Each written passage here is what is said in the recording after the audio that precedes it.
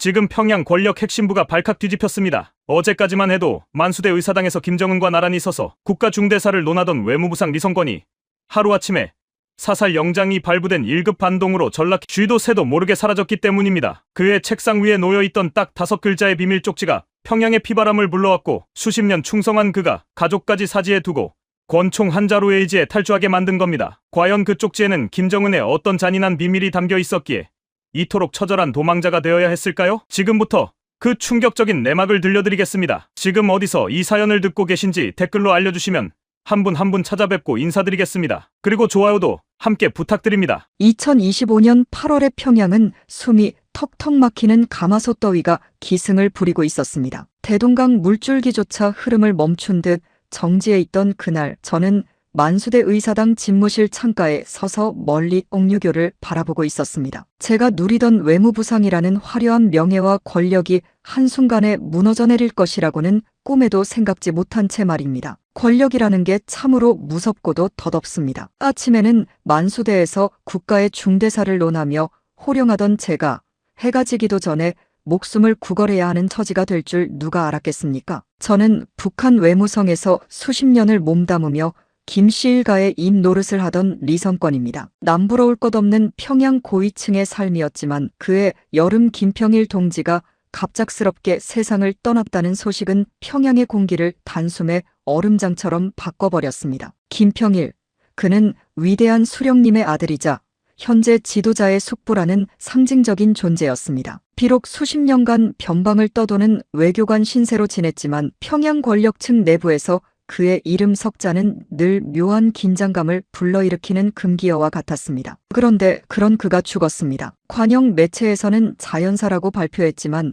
저처럼 권력의 핵심부에 있는 사람들은 본능적으로 느낄 수 있었습니다. 그것은 단순한 부고가 아니라 평양 전역에 몰아칠 대숙청의 서막을 알리는 피의 신호탄이었다는 것을 말입니다. 김정은 위원장의 눈매는 평소보다 날카로워졌고 주위를 둘러싼 보위부 요원들의 발소리는 섬뜩할 정도로 거칠어졌습니다. 어제까지만 해도 대동강 식당에서 평양냉면 육수를 나누어 마시며 형님, 아우하던 동료들이 하루아침에 자취를 감추기 시작했습니다. 그들이 어디로 갔는지, 왜 사라졌는지 묻는 것은 평양에서 곧 자살행위나 다름없었습니다. 그저 멀쩡하던 책상 하나가 비워지고 그 자리에 앉았던 사람의 이름이 기록에서 말끔히 지워질 뿐이었습니다. 평양의 저녁은 겉으로 보기엔 눈이 부시도록 화려합니다. 주체 사상탑의 붉은 불빛이 강물에 일렁이고 고위 간부들이 모여 사는 아파트 단지에서는 기름진 고기 냄새가 바람을 타고 흘러나옵니다. 하지만 그 화려한 껍데기 밑바닥에는 썩은 물이 고여 있었습니다. 외무부상이라는 자리는 남들이 보기엔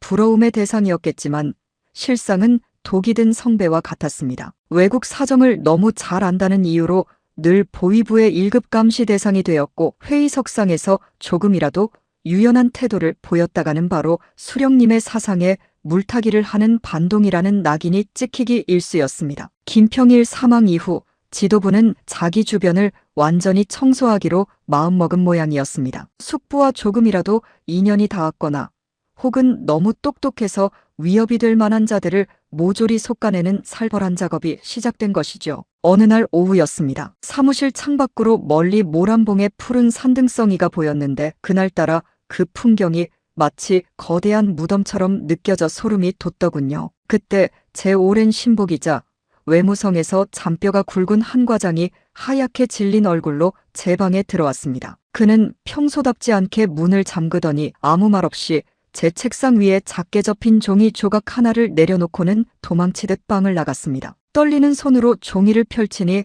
딱 5글자가 적혀 있었습니다. 명단에 올랐음. 그 글자를 보는 순간 온몸의 피가 차갑게 식으며 심장이 멎는 듯한 기분이었습니다. 북한에서 명단에 올랐다는 것은 곧 정치범 수용소로 끌려가거나 소리 소문 없이 처형당하는 것을 의미합니다. 제가 무슨 큰 죄를 지었느냐고요? 이곳에서는 죄가 있어서 죽는 게 아닙니다. 누군가를 죽여야 할 정치적 필요가 생기면 죄는 밤사이에 얼마든지 만들어낼 수 있는 곳이니까요. 여러분도 아시다시피 우리네 부모님 세대가 겪었던 전쟁의 참상이나 보릿고개의 굶주림도 인간이 견디기 힘든 고통이었을 겁니다. 하지만 보이지 않는 눈이 내 모든 일상을 감시하고 언제 목덜미를 잡혀 끌려갈지 모르는 그 심리적 압박은 겪어보지 않은 사람은 상상조차 할 수 없습니다. 퇴근길, 평소에는 정겹게만 보이던 평양 시내의 풍경이 순식간에 괴물처럼 변해 있었습니다. 거리마다 설치된 확성기에서는 원수님의 위대함을 찬양하는 노래가 귀가 따갑도록 흘러나오는데 그 소리가 제 귀에는 저를 비웃는 장송곡처럼 들려 몸서리가 쳐졌습니다. 개선문 앞을 지날 때 무표정한 얼굴로 바삐 걸어가는 평양 시민들을 보았습니다. 저 사람들은 과연 알고 있을까요? 자신들이 신처럼 떠받드는 이 체제가 얼마나 잔인하게 인간의 영혼을 짓밟고 있는지 말입니다. 무거운 발걸음으로 집에 도착하니 아내가 평소처럼 정성껏 저녁상을 차려놓고 저를 맞이했습니다. 하얀 쌀밥에 구수한 된장찌개, 그리고 장마당에서 귀하게 구해왔을 명태자반이 올라와 있었습니다. 하지만 목구멍이 꽉 막힌 듯 밥알이 전혀 넘어가지 않았습니다. 아내는 제 얼굴빛만 보고도 큰일이 닥쳤음을 직감한 듯 했습니다. 여보, 오늘 몸이 안 좋으신가요? 국수라도 시원하게 말아드릴까요?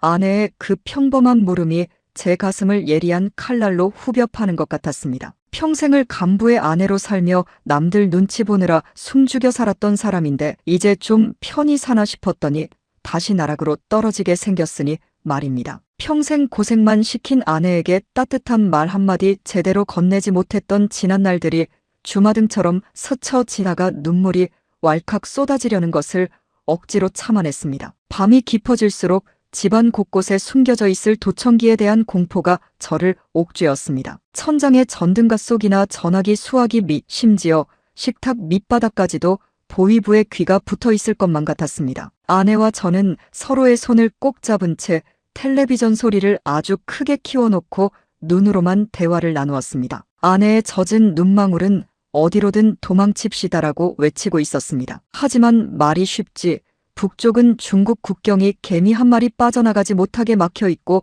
남쪽은 거대한 철책선이 가로막고 있었습니다. 더구나 저는 일거수일투족이 감시받는 고위 간부였습니다. 그때 제 머릿속을 번개처럼 스치고 지나간 곳이 러시아였습니다. 최근 외무부상으로서 러시아와의 밀착 관계를 조율하던 업무를 이용해 공식적인 긴급 출장 명분을 만든다면 어쩌면 아주 희박한 생존의 기회가 있을지도 모른다는 생각이 들었습니다. 그것은 제 목숨뿐만 아니라 가문의 명운을 건 도박이었습니다. 만약 공항에서 출국이 제지당하거나 출장 승인이 내려지지 않는다면 저는 그 자리에서 체포되어 영원히 빛을 보지 못할 것이 뻔했습니다. 밤새도록 저는 방안을 서성이며 과거를 회상했습니다. 함흥 고향집 뒷산에서 흙장난하며 뛰어놀던 어린 시절, 대동강가에서 낚싯대를 들이우고 통일된 세상을 꿈꾸던 청춘의 날들, 그 순수했던 기억들이 숙청이라는 광기 어린 피바람 앞에 다 무슨 소용인가 싶어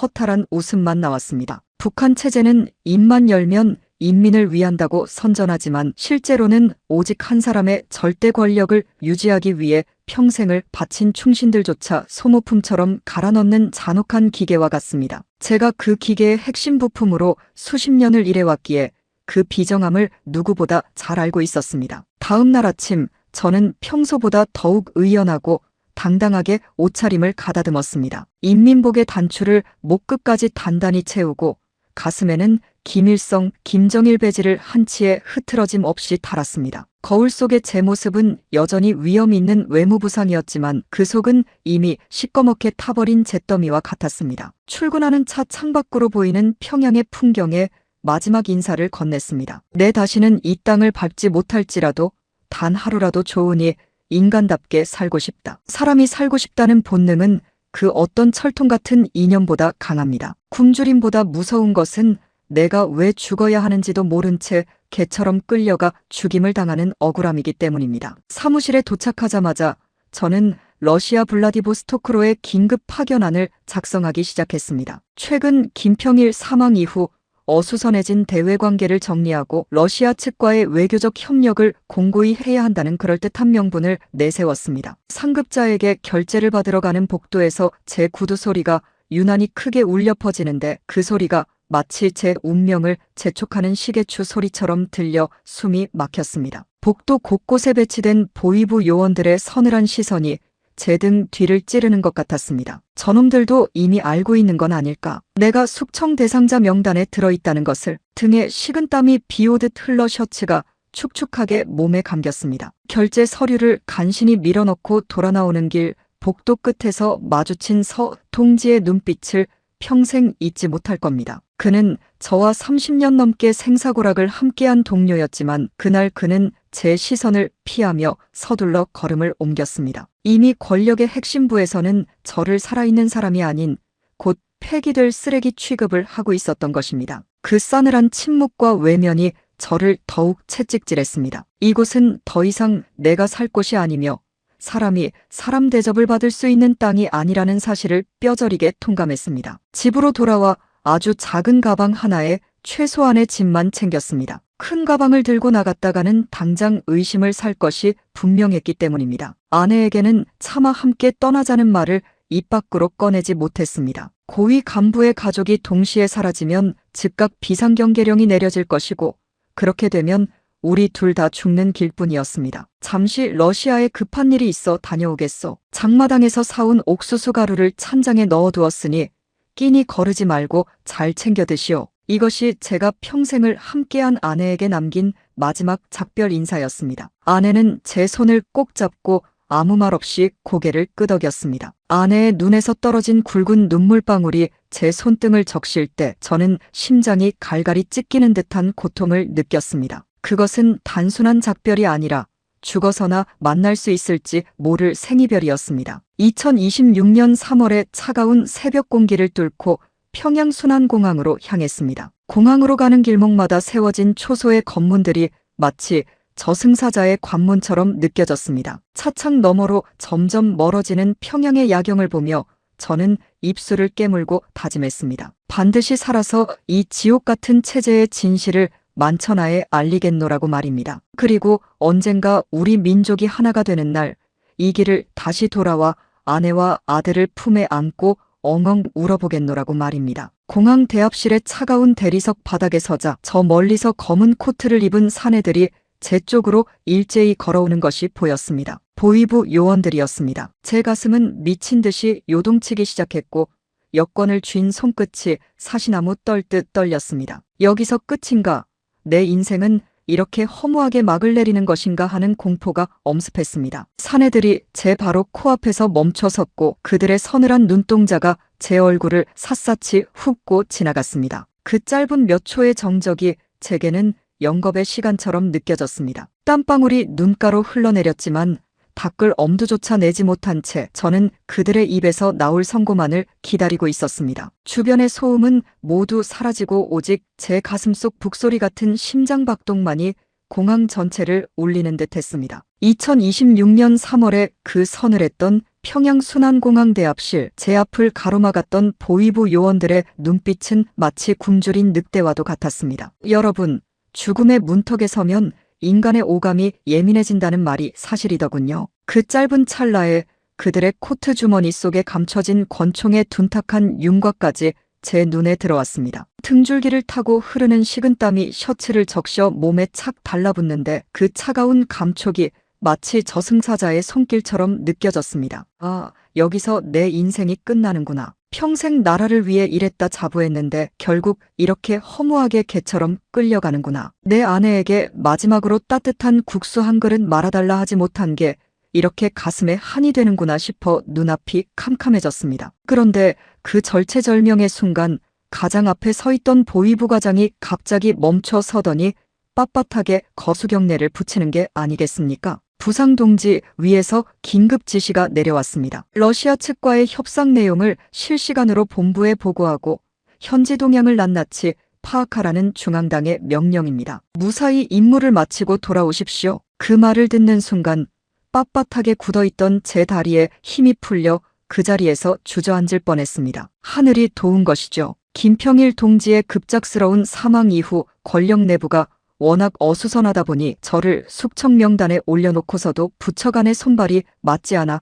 이런 기적 같은 틈이 생긴 것입니다. 저는 애써 떨리는 심장을 진정시키며 태연한 척 고개를 끄덕였습니다. 알았소. 당의 믿음에 보답하겠소. 짧은 대답을 내뱉고 비행기 트랩에 오르는 제 발걸음은 천근만근 무거웠습니다. 낡은 고려항공 비행기가 평양 땅을 힘겹게 박차고 오르는 순간 창밖으로 멀어지는 만수대 언덕과 굽이치는 대동강 줄기를 보며 저는 속으로 피눈물을 흘렸습니다. 저 평화로워 보이는 풍경 아래 얼마나 많은 무고한 이들의 비명이 묻혀 있는지, 그리고 이제 나는 저 땅을 영영 밟지 못할지도 모른다는 근원적인 공포와 슬픔이 한꺼번에 몰려와 가슴을 짓눌렀기 때문입니다. 러시아 블라디보스토크 공항에 도착했을 때의 그 첫 공기를 저는 평생 잊지 못합니다. 북한의 공기가 무겁고 습하며 숨막히는 감시의 공기라면 그곳의 공기는 비록 살을 애듯 차디찼지만 묘하게 코끝을 간지럽히는 자유의 냄새가 났습니다. 하지만 안심할 때는 결코 아니었습니다. 외무부상이라는 높은 신분은 러시아 땅에서도 양날의 검과 같았습니다. 공항 입구에는 이미 북한 영사관에서 나온 요원들이 저를 기다리고 있었고, 그들은 환영한다는 명목 아래 저를 그림자처럼 따라붙었습니다. 제가 묵는 호텔방 바로 옆방에 진을 치고 앉아 제가 누구와 통화하는지, 화장실은 몇 번이나 가는지, 심지어 잠꼬대는 무엇이라 하는지까지 일일이 체크하는 기막힌 감옥 생활이 시작되었습니다. 여러분, 외국에 나왔다고 해서 무조건 자유가 주어지는 게 아닙니다. 북한 간부들에게 외국은 그저 장소만 바뀐 거대한 감옥일 뿐이며, 오히려 보위부의 눈길은 평양에서보다 몇 배는 더 사나워집니다. 호텔방에 홀로 앉아 멍하니 텔레비전을 켰습니다. 북한에서는 상상도 못할 전 세계의 소식들이 여과 없이 쏟아져 나왔습니다. 남한의 눈부시게 화려한 도심 풍경, 정부를 향해 서슴없이 쓴소리를 내뱉는 사람들의 당당한 목소리, 그리고 무엇보다 저를 가장 큰 충격에 빠뜨린 것은 김평일 동지의 죽음에 대한 외부 세계의 냉철한 분석이었습니다. 북한 내부의 권력 암투로 인한 독살 가능성 농후. 남한방송에서 흘러나오는 그 짧은 한마디를 듣는 순간 제 머릿속은 마치 폭탄이 터진 듯 하얗게 변했습니다. 아, 내가 정말로 피에 굶주린 호랑이 굴 속에 있었구나. 내 아까운 동료들이 소리 소문 없이 죽어나간 진짜 이유가 바로 이것이었구나. 체제에 대한 마지막 신락 같은 믿음이 완전히 박살나는 처참한 순간이었습니다. 우리가 위대하다고 믿고 평생을 바쳤던 그 체제는 사실 자신의 핏줄조차 필요하면 서슴지 않고 죽이는 냉혈한 괴물이었던 것입니다. 그날 밤 저는 호텔 창가에 서서 블라디보스토크의 야경을 보며 꼬박밤을 지새웠습니다. 창밖에는 러시아의 평범한 젊은이들이 웃고 떠들며 자유롭게 밤거리를 거닐고 있었습니다. 우리 북한의 청년들은 이 시간에도 어두컴컴한 방 안에서 지루한 사상 학습을 하거나 굶주린 배를 움켜쥐고 고통스러운 밤을 보내고 있을 텐데 말입니다. 왜 우리는 이렇게 노예처럼 살아야 하는가? 왜 우리 민족은 똑같이 똑똑하고 부지런한데 저들처럼 마음껏 웃지 못하는가?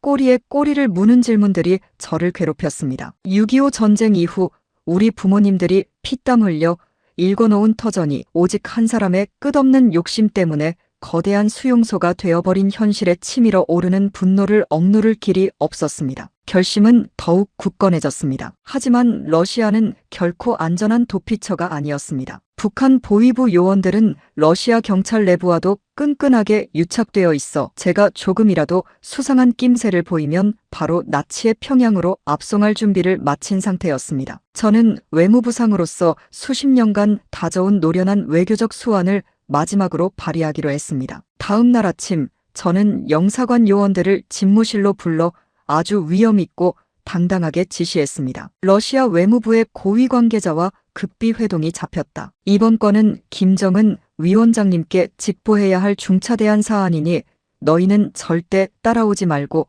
호텔 로비에서 철저히 경계만 서라. 만약 내 비밀 동선을 방해해서 국가대사가 잘못된다면 너희 가족들 목숨까지 장담 못할 줄 알아라. 제 서슬 퍼런 호통과 기세에 요원들은 움찔하며 뒤로 물러섰습니다. 권력이라는 것이 참 웃기더군요. 사람을 죽이는 잔인한 도구이기도 하지만 죽음의 문턱에서는 이렇게 저를 지켜주는 유일한 방태가 되어주기도 하니 말입니다. 저는 호텔 뒷문을 통해 미리 섭외해둔 택시에 몸을 숨겼습니다. 심장이 터질 듯이 뛰었지만 겉으로는 평온을 유지하려 애썼습니다. 차창 밖으로 스쳐 지나가는 러시아의 광활한 벌판을 보며 저는 평양에 두고 온 아내와 장성한 아들의 얼굴을 떠올렸습니다. 제가 사라졌다는 사실이 평양에 보고되는 순간 그들은 당장 보위부 지하실로 끌려가 차마 입에 담지 못할 모진 고초를 겪겠지요. 그 생각을 하니 가슴이 칼로 베이는 듯한 통증이 느껴졌습니다. 하지만 제가 여기서 주저앉거나 다시 끌려간다면 우리 가족에게는 영원히 빛을 볼 기회가 사라집니다. 제가 살아서 한국으로 가 세계 만방에 진실을 알려야만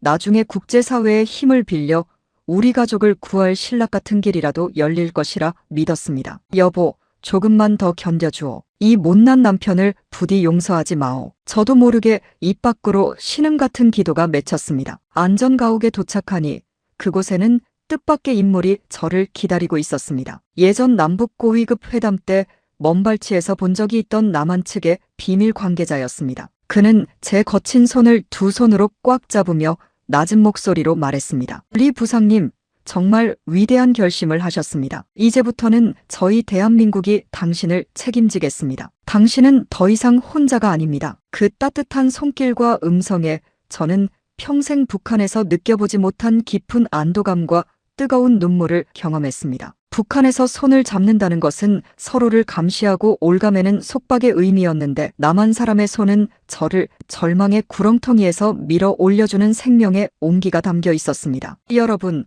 사람이 사람을 조건 없이 믿고 기댈 수 있다는 것이 이렇게 눈물겹도록 아름다운 일인 줄 예전에는 미처 몰랐습니다. 하지만 안도의 기쁨도 잠시 안전가옥 유리창 너머로 검은색 세단 몇 대가 빠른 속도로 나타나 주변을 에워싸기 시작했습니다. 북한 영사관 소속의 추격조들이었습니다. 그들은 이미 제가 보고한 경로를 이탈했다는 사실을 간파하고 끈질기게 뒤를 쫓아온 것이죠. 리성권, 당장 기어나와라. 장군님의 바다와 같은 자비가 아직 남아있을 때 자수하고 광명 찾아라.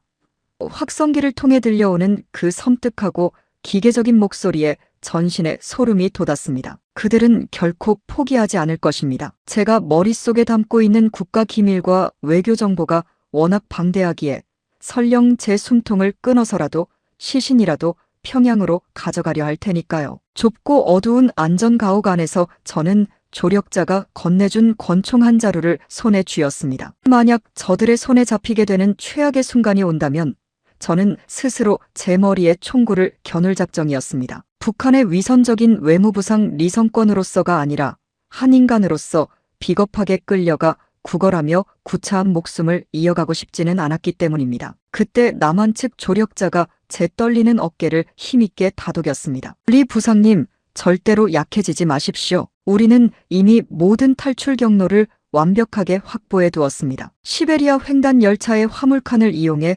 서쪽으로 은밀히 이동할 겁니다. 그곳에서 다시 제3국으로 넘어가는 길은 상상할 수 없을 만큼 험난하겠지만 제가 반드시 당신을 살려서 서울의 따뜻한 봄바람을 맞게 해드리겠습니다. 서울의 봄. 그 짧은 단어가 제 얼어붙은 가슴에 깊은 울림으로 박혔습니다. 2026년 3월의 평양은 여전히 삭막하고 칼바람이 불었지만 남쪽 나라의 3월은 개나리와 진달래가 피고 향긋한 봄바람이 분다고 들었습니다. 저도 이제는 그 봄바람 속에 섞여 평생 제 가슴을 짓눌러왔던 무거운 죄책감과 사상의 굴레를 훌훌 벗어버리고 싶었습니다. 바깥에서는 보위부 요원들과 러시아 현지 경찰들이 거칠게 실랑이를 벌이며 고함치는 소리가 들려왔습니다. 남한 측이 미리 현지 당국에 손을 써둔 덕분에 러시아 경찰들이 시간을 벌어주며 추격조의 진입을 막고 있었던 것이죠. 지금입니다. 지체할 시간이 없습니다. 뒷문으로 뛰십시오. 조력자의 다급한 외침과 함께 저는 어두컴컴한 러시아의 밤거리로 몸을 던졌습니다. 눈발이 흩날리는 시베리아의 밤바람은 살을 저미는 듯 매서웠지만 제 가슴 속에는 2026년 3월에 대한민국을 향한 뜨겁고도 강렬한 열망의 불꽃이 타오르고 있었습니다. 저는 단 한 번도 뒤를 돌아보지 않았습니다. 뒤를 돌아보는 순간 평양에 남겨진 가족들에 대한 그리움과 미안함에 발목이 잡혀 한 걸음도 떼지 못할 것 같았기 때문입니다. 오직 앞만 보고 저 멀리 어둠 속에서 희미하게 반짝이는 자유의 빛을 향해 숨이 턱 끝까지 차오르도록 달리고 또 달렸습니다. 여러분, 북한의 고위 간부가 탈북한다는 것은 단순히 몸뚱이 하나가 장소를 옮기는 일이 아닙니다. 그것은 자신이 평생 진리라고 믿어왔던 세상과 처절하게 결별하는 것이며 자신이 사랑하는 모든 사람을 사지에 홀로 남겨두어야 하는 가장 잔인하고 고통스러운 선택입니다. 저는 그날 밤 화려했던 외무부상이라는 껍데기를 러시아의 차가운 진흙바닥에 내던졌습니다. 그리고 오직 인간답게 살고 싶다는, 그리고 가려진 진실을 세상에 알리고 싶다는 일념 하나로 2026년의 운명적인 사투를 시작했습니다. 시베리아의 혹독한 추위보다 무서운 것은 제 등 뒤를 노리는 보위부의 총구였고, 배고픔보다 고통스러운 것은 가족을 버렸다는 죄책감이었습니다. 하지만 저는 멈출 수 없었습니다. 제가 멈추는 순간 진실도 멈추고 우리 가족의 마지막 희망도 사라지기 때문입니다. 광활한 시베리아 벌판을 가로지르는 열차의 굉음 소리가 마치 제 심장 소리처럼 들려왔습니다. 그 길고도 험난한 도주국의 시작은 정말이지 제 인생에서 가장 길고도 시렸던 밤이었습니다. 여러분, 한 인간이 자유를 얻기 위해 치러야 하는 대가가 이토록 가혹할 줄은 꿈에도 몰랐습니다. 하지만 저는 그 가혹한 운명의 길을 묵묵히 걸어가기로 했습니다. 그것이 제가 선택한 유일한 삶의 길이었기 때문입니다. 제 손에 쥔 권총의 차가운 감촉이 오히려 저를 깨어있게 했습니다. 살아야 한다. 살아서 남쪽 땅에 닿아야 한다는 주문을 외우며 저는 거친 눈보라 속으로 사라져갔습니다. 2026년 3월의 시베리아는 평양의 추위와는 차원이 다른, 그야말로 살을 파고드는 잔인한 칼바람이 몰아치고 있었습니다. 여러분, 겉으로는 북한의 외무부상이라는 화려한 명분을 내걸고 특급 열차의 침대 칸에 앉아 있었지만 제 속은 시커멓게 타들어 가다 못해 제가 되어 흩어지는 심정이었습니다. 덜컹거리는 열차 바퀴가 철기를 때리는 규칙적인 소리가 들릴 때마다 저는 그것이 마치 제 목을 죄어오는 보위부 요원들의 거친 발자국 소리처럼 느껴져 한순간도 마음을 놓을 수 없었습니다. 창밖으로 끝없이 펼쳐진 시베리아의 자작나무 숲은 밤의 어둠 속에서 하얀 유령들처럼 번뜩였고, 그 적막함 속에서 저는 제가 저지른 이 위험한 선택의 무게를 온몸으로 실감하고 있었습니다. 과연 내가 살아서 남쪽 땅을 밟을 수 있을까라는 의문이 머릿속을 떠나지 않았습니다. 가장 괴로웠던 것은 살을 애듯 차가운 날씨도 언제 들이닥칠지 모르는 보위부의 총구도 아니었습니다. 바로 제가 평생을 충성해온 그 체제가 저를 배신했다는 사실과 그 대가로 평양에 남겨진 제 아내와 아들이 겪어야 할 참혹한 운명이었습니다. 김평일 동지가 죽고 난 뒤 시작된 이 광기 어린 숙청의 바람은 고위 간부인 저조차 한낱 파리 목숨으로 전락시켰습니다. 제가 외무부상으로 일하며 전 세계를 돌아다니며 얼마나 많은 거짓말을 인민의 이름으로 뿌려댔는지 되새겨보니 구역질이 났습니다. 우리 공화국은 인민의 지상낙원이라느니 자력갱생의 승리라느니 떠들어대던 제 입술이 원망스러워 견딜 수 없었습니다. 실상은 어떻습니까? 약 한 알 구하기가 하늘의 별 따기보다 어렵고, 늙은 부모님들이 병원 문턱도 넘지 못한 채 차가운 방바닥에서 돌아가시는 게 일상인 지옥이 아닙니까? 저 역시 외무부상이라는 높은 자리에 있었지만 제 노모가 독감에 걸려 알아누우셨을 때 중국산 가짜 항생제라도 구해보려고 장마당 뒷골목을 전전하며 간부의 체면도 버리고 사정했던 기억이 떠올라 가슴이 미어지는 것 같았습니다. 열차가 정차하는 역마다 보위부의 감시망은 더욱 촘촘하게 제 숨통을 조여왔습니다. 제가 러시아 측과 긴급 협상을 하러 간다는 핑계는 이제 그 유효기간이 다 되어가고 있었습니다. 평양의 중앙당 본부에서는 이미 제가 정해진 경로를 이탈했다는 보고가 올라갔을 것이고, 아마 지금쯤 제가 살던 평양의 집 대문에는 보위부의 붉은 압류 딱지가 사정없이 붙어 있을지도 모릅니다. 여러분도 잘 아시겠지만 북한에서의 숙청은 본인 한 사람의 처벌로 끝나는 법이 없습니다. 삼족을 멸한다는 그 잔인한 연좌제라는 굴레가 제 가족들의 목을 올가매고 있을 것을 생각하니 차라리 지금 달리는 열차 밖으로 몸을 던져 목숨을 끊는 게 낫지 않을까 하는 나약한 생각이 시시각각 저를 괴롭혔습니다. 하지만 그때마다 제 손을 꼭 잡아주던 남한 측 조력자의 따뜻한 눈빛을 떠올렸습니다. 살아야 한다. 살아서 이 모든 부조리를 세상에 외쳐야 한다. 그것이 죽어갈 동료들과 고통받는 가족들을 위해 내가 할 수 있는 유일한 속죄다라고 스스로를 다독이며 이를 악물었습니다. 열차 화물칸 구석의 먼지 구덩이에 몸을 숨기고 며칠을 버티는 동안 저는 인간의 존엄성이 어디까지 추락할 수 있는지 처절하게 목격했습니다. 쥐가 찍찍거리는 좁은 공간에서 곰팡이 핀 딱딱한 빵 조각을 씹으며 저는 제가 평양에서 누리던 그 모든 특권과 권세가 얼마나 허망한 것이었는지 뼈저리게 깨달았습니다. 장마당에서 옥수수 한 대를 구하지 못해 자식들에게 줄 미음도 끓이지 못하고 눈물을 흘리던 우리 북한 인민들의 심정을 이제야 조금은 알 것 같더군요. 우리 어르신들이 예전 6.25 전쟁 직후나 보릿고개 시절에 겪으셨던 그 절박함과 굶주림이 아마 이런 것이었겠지요. 하지만 그 시절 여러분께는 오늘만 참으면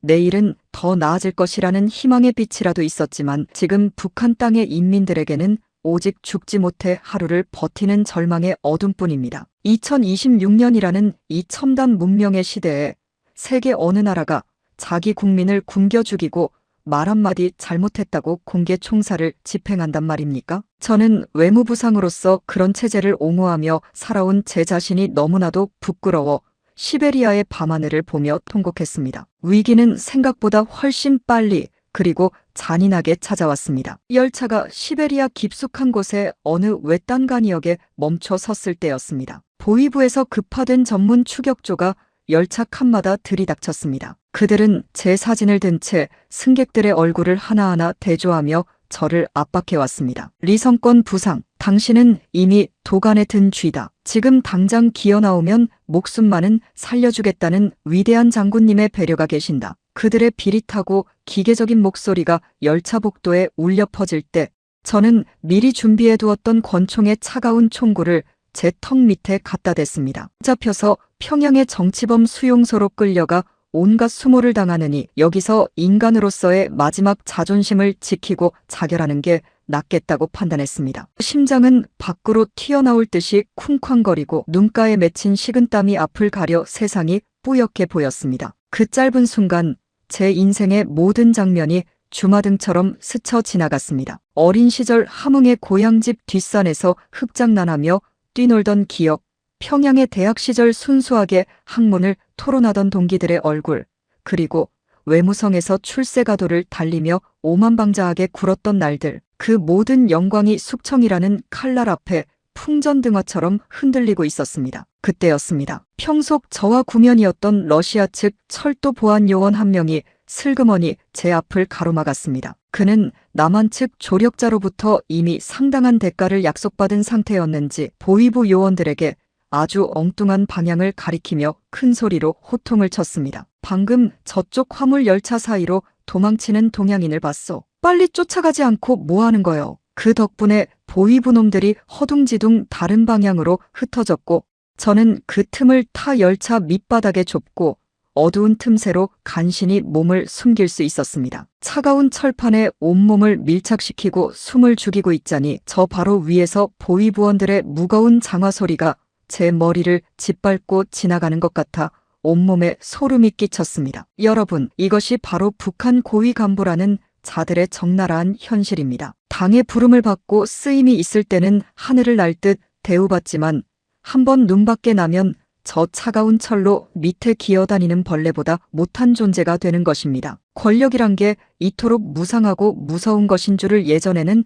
미처 몰랐습니다. 밤이 깊어지자 시베리아의 추위는 더욱 맹렬한 기세로 저를 덮쳤습니다. 손가락 끝은 이미 감각이 사라져 남의 살처럼 느껴졌고 발가락은 동상에 걸려 얼어 터진 상처 사이로 진물이 흐르는 게 생생히 느껴졌습니다. 하지만 육체적인 고통보다 더 저를 괴롭혔던 것은 끝을 알 수 없는 절망이었습니다. 내가 정말 무사히 한국 땅을 밟을 수 있을까? 내 아내와 아들은 지금쯤 어떤 지하실에서 고문을 당하며 나를 원망하고 있을까 하는 생각이 꼬리에 꼬리를 물고 저를 벼랑 끝으로 밀어 넣었습니다. 북한의 의료 체계라는 것이 얼마나 형편없고 비참한 수준인지 여러분은 상상조차 못하실 겁니다. 평양의 대형 병원조차 전기가 들어오지 않아 촛불을 켜고 수술을 하고 약 한 알이 없어 폐렴으로 허무하게 죽어나가는 어린아이들을 보며 저는 늘 애써 고개를 돌렸습니다. 그런데 이제 제가 그 처참한 현실 속으로 내던져진 것입니다. 추위에 떨며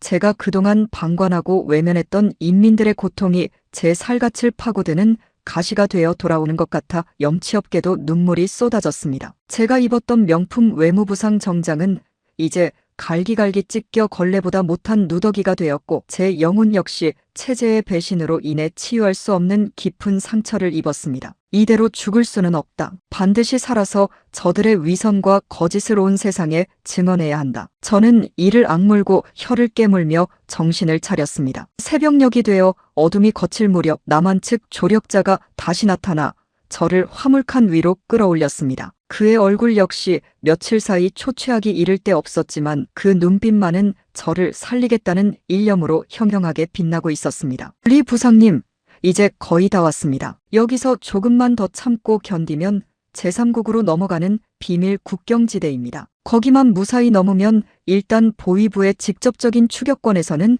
벗어날 수 있습니다. 그 말이 제게는 부처님의 자비로운 말씀처럼 혹은 하늘에서 내려온 구원의 밧줄처럼 거룩하게 들렸습니다. 자유라는 것이 그저 숨을 쉬고 산다는 것이 이토록 비싼 대가를 치러야만 얻을 수 있는 것인 줄 예전에는 정말 몰랐습니다. 평범하게 아침을 맞이하고 가족들과 도란도란 앉아 된장찌개 한 그릇 나눠 먹는 그 소박한 일상이 북한에서는 목숨을 걸어야만 얻을 수 있는 기적이라는 사실이 너무나도 슬프고 원통했습니다. 국경지대로 향하는 길은 험난하기 그지없는 사투의 연속이었습니다. 성인 남성 무릎까지 차오르는 깊은 눈을 헤치며 험준한 산맥을 넘어야 했고 수시로 나타나는 국경 수비대의 삼엄한 눈등을 피해야 했습니다. 한 번은 수비대 순찰조와 불과 몇 미터 거리를 두고 마주칠 뻔한 절체절명의 위기도 있었습니다. 조력자가 제 입을 틀어막고 눈구덩이 속에 저희 둘의 몸을 던졌는데 수비대의 궁견이 지저대는 소리가 바로 귓전에서 들릴 정도였습니다. 차가운 눈이 옷 속으로 스며들어 살을 애는데도 신음 한마디 내뱉을 수 없었습니다. 그때 저는 마음속으로 하늘에 계신 우리 조상님들께 그리고 한 번도 믿어본 적 없는 절대자에게 간절히 빌고 또 빌었습니다. 제발 살려주십시오. 제가 살아오며 지은 죄가 하늘을 찌르지만 저 지옥 같은 땅의 실상을 세상에 알리고 속죄할 기회를 한 번만 더 주십시오. 여러분, 제가 평생 종교를 인민의 아편이라 비난하며 살아올 정도로 사상에 투철했지만 죽음의 공포 앞에서 마지막으로 찾게 되는 것은 결국 누군가의 자비와 구원이었습니다. 2026년 3월의 시베리아 산맥은 제 인생에서 가장 길고도 고통스러운 장벽이었습니다. 하지만 그 거대한 장벽을 넘을 수 있게 해준 것은 단순히 살고자 하는 본능보다 더 강렬한 저를 버린 체제에 대한 분노와 진실을 향한 갈망이었습니다. 이제 곧 저 국경의 철책만 넘으면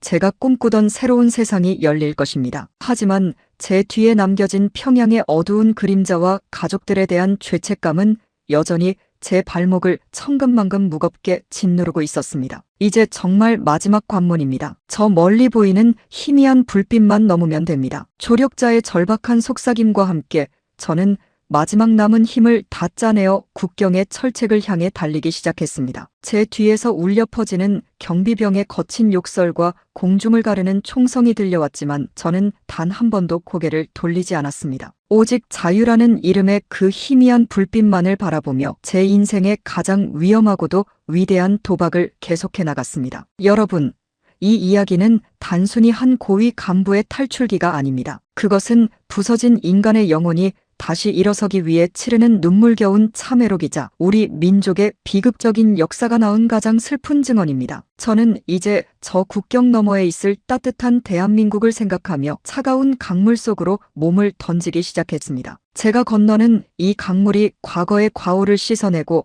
새로운 삶으로 인도해주길 간절히 바라면서 말입니다. 발끝에 닿는 강물은 얼음처럼 차가웠지만 제 가슴속은 그 어느 때보다 뜨겁게 타오르고 있었습니다. 살아야 한다. 살아서 증언해야 한다. 그 다짐 하나로 저는 어둠을 뚫고 나아갔습니다. 칠흑 같은 어둠 속에서 저를 비추는 것은 오직 저 멀리 보이는 남쪽의 희미한 불빛뿐이었습니다. 그 불빛이 저에게는 세상 그 무엇보다 아름다운 희망의 등불이었습니다. 이제 곧 저는 지옥을 벗어나 인간의 땅으로 발을 내딛게 될 것입니다. 2026년 3월에 러시아 블라디보스토크 외곽 낡은 목조가옥의 지하실은 곰팡이 냄새와 매캐한 담배 연기로 가득 차 있었습니다. 여러분, 겉으로는 러시아 외무부 관계자를 만나러 간다고 큰 소리를 치고 나왔지만 제 심장은 이미 터질 듯이 뛰고 있었습니다. 그곳에서 저는 제 인생을 바꿔놓을 사람 남한에서 저를 구하러 온 박 선생을 처음 만났습니다. 그는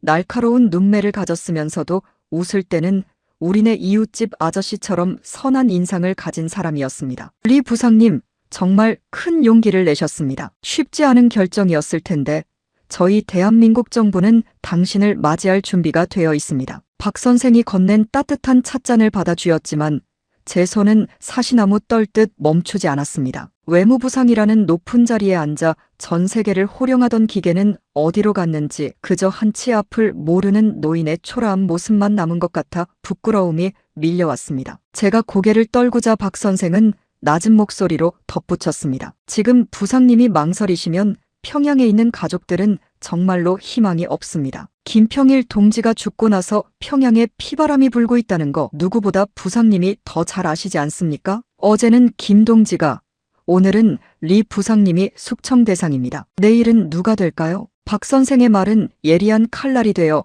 제 가슴을 후벼 팠습니다. 그렇습니다. 평양은 지금 미쳐가고 있었습니다. 저는 그 지옥 같은 곳에서 평생을 당에 충성하며 살았지만 돌아온 것은 등 뒤를 노리는 보위부의 총구뿐이었습니다. 하지만 제 발목을 잡는 것은 오직 하나, 평양집 안방에서 저를 기다리고 있을 아내였습니다. 저는 찻잔을 내려놓고 박 선생에게 물었습니다. 박 선생, 내가 정말 잘하는 짓일까? 나 하나 살겠다고 그 불쌍한 여편네와 자식을 사지에 던져두고 온 게 인간으로서 할 짓인가 말이야. 우리네 어르신들도 6.25 때 피난 가면서 가족 손 놓치면 평생을 눈물로 사셨다는데 내가 지금 그 짓을 제 발로 하려니 가슴이 찢어지네. 제 한탄에 박 선생은 잠시 침묵하더니 가방에서 낡은 수첩 하나를 꺼냈습니다. 부상님, 저희가 평양 내부의 협력자를 통해 사모님의 메시지를 전달받았습니다. 들어보시겠습니까? 제 귀를 의심했습니다. 박 선생이 읽어준 아내의 말은 이랬습니다. 여보,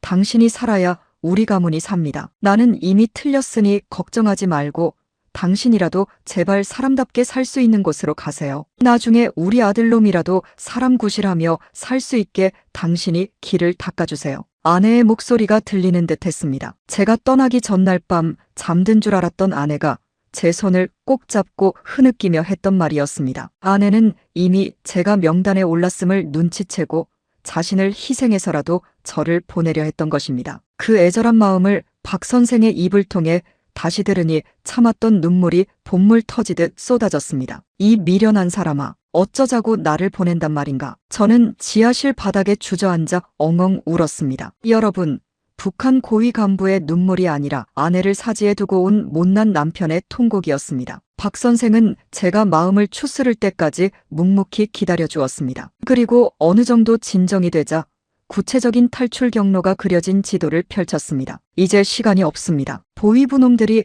이미 영사관 주변을 샅샅이 뒤지고 있습니다. 저희는 시베리아 횡단 열차의 화물칸을 이용해 서쪽으로 이동할 겁니다. 중간에 보급을 도와줄 고려인 아주머니와 조선족 청년들이 대기하고 있습니다. 하지만 그 길은 평양에서보다 몇 배는 더 험난할 겁니다. 저는 소매로 눈물을 닦고 박 선생의 눈을 똑바로 쳐다보았습니다. 좋네. 내 이제 더 이상 뒤돌아보지 않겠네. 내 아내의 소원대로 그리고 박 선생의 정성대로 내 반드시 살아서 남조선 땅을 밟겠네. 가서 그 지독한 체제의 진실을 만천하에 알리겠네. 결심을 굳히자 박 선생은 가방에서 소주 한 병과 종이컵 2개를 꺼냈습니다. 우리나라에서 가져온 소주입니다. 부상님과 정식으로 작전 시작하기 전에 딱 한 잔만 나누고 싶었습니다. 종이컵에 채워진 맑은 술을 보며 저는 문득 어린 시절 함흥의 고향집 뒷산이 떠올랐습니다. 그때는 배는 고파도 가족들이 옹기종기 모여 앉아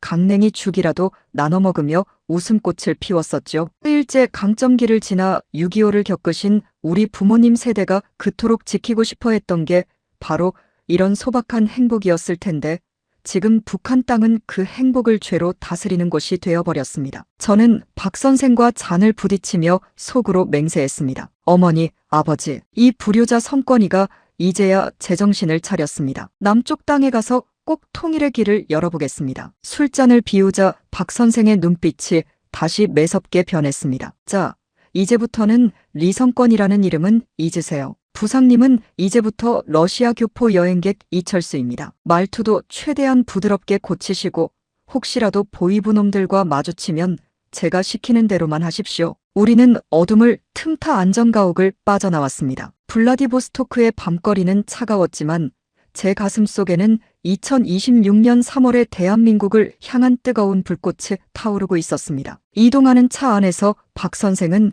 저에게 나만의 일상에 대해 이야기해 주었습니다. 편의점이 24시간 문을 열고 마트에는 물건이 넘쳐나서 버릴 정도라는 말에 저는 헛웃음이 나왔습니다. 평양에서는 간부들조차 귀한 커피 한 잔 마시려면 장마당을 뒤져야 하는데 그런 세상이 정말로 존재한다니 믿기지 않았지요. 박 선생, 남조선 사람들은 정말로 대통령을 마음대로 욕해도 감옥에 안 가는가? 제 물음에 박 선생은 껄껄 웃으며 대답했습니다. 욕만 하는 게 아니라 광장에 모여서 물러나라고 소리도 지릅니다. 그래도 누구 하나 잡아가지 않아요. 그게 바로 자유라는 겁니다. 부상님, 자유. 그 평범한 두 글자가 저에게는 평생을 바쳐도 얻기 힘든 신기루 같았습니다. 저는 차창 밖으로 스쳐 지나가는 러시아의 풍경을 보며 다시 한번 아내의 얼굴을 떠올렸습니다. 여보, 당신이 말한 사람답게 사는 세상이 정말 저 남쪽에 있는 모양이요. 내가 가서 꼭 그 소식을 전해주겠어. 하지만 준비 과정은 순탄치 않았습니다. 탈출을 돕기로 했던 고려인 지인이